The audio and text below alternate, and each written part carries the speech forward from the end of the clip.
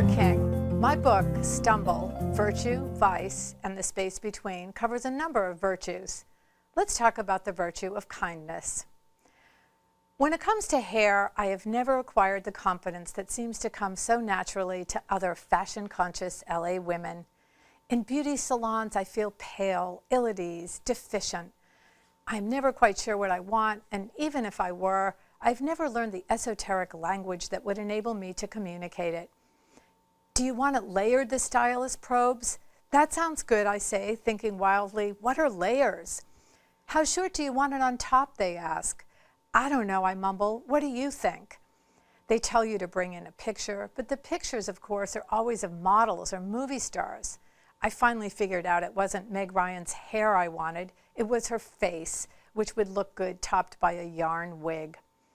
No matter how many hours I spent in beauty salons, no matter how much I paid, my hair never looked the way I wanted it to. I segued from $70 haircuts to supercuts to an $8 corte de pelo in an Hispanic ghetto. My hair looked exactly the same. Why pay $100 when you can look like hell for $10, I mused. One day last spring, I went completely over the edge. I decided to get a $5 haircut at the Maranello School of Beauty. First thing Monday morning, I showed up at the corner of 3rd and Fairfax, gingerly pushed open the double glass doors, and found myself in a room the size and with the noise level of a high school cafeteria. At the corners of beat-up tables, doll heads with luridly made-up faces and hacked-off hair were impaled on spikes like trophies from a marauding army. Pink plastic curlers littered the floor.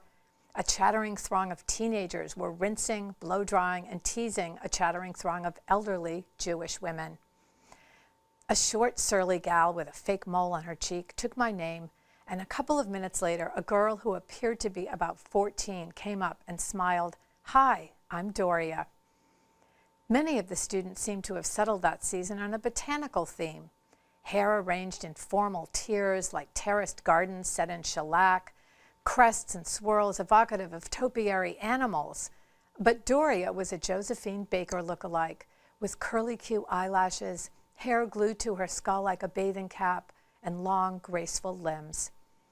Doria gave a first-rate wash, training my head with delicious jets of warm water and massaging in a creamy substance that smelled like watermelon.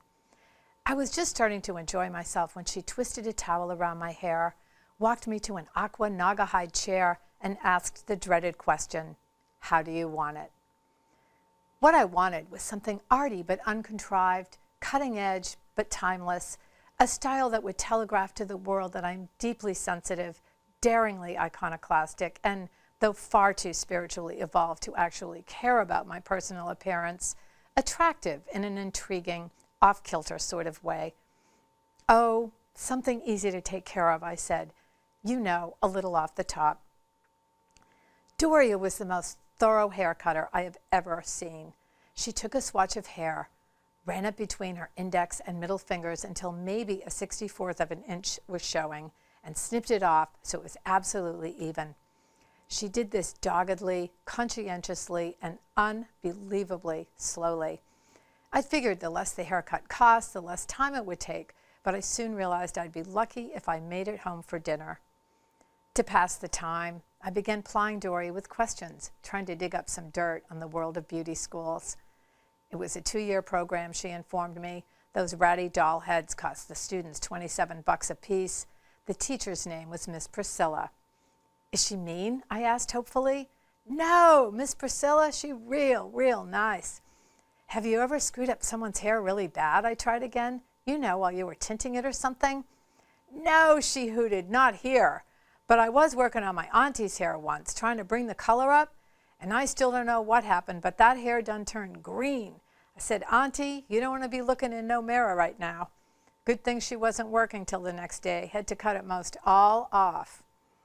I mulled over this satisfyingly nightmarish scenario for a moment, then turned my attention to the other clients, many of whom were alarmingly illustrative of the long-term effects of bleach, fixatives, and dye.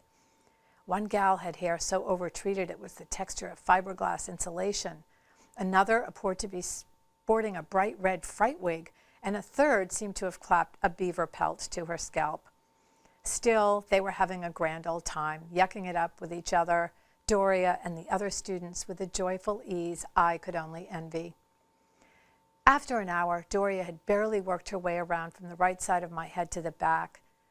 Ordinarily, this would have made me berserkly impatient, but I loved the way she smelled, a cross between Evening in Paris and a lilt permanent, and her girlish chatter made me feel at home in a way I never had in one of those hoity-toity artiste salons up on Melrose.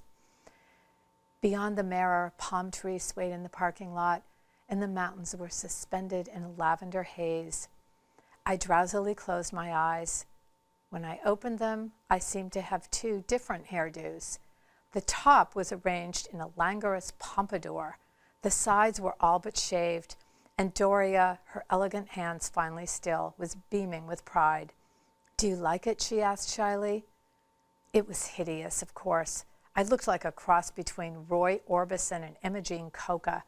But suddenly I saw superimposed on the face of that lovely girl the faces of all the hairdressers who, over the years, had tried their best to make me look good, to guess what I could not articulate, to give me the kind of hair that would make me happy.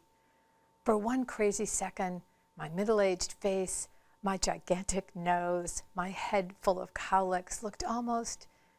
"Doria," I said, "it's beautiful."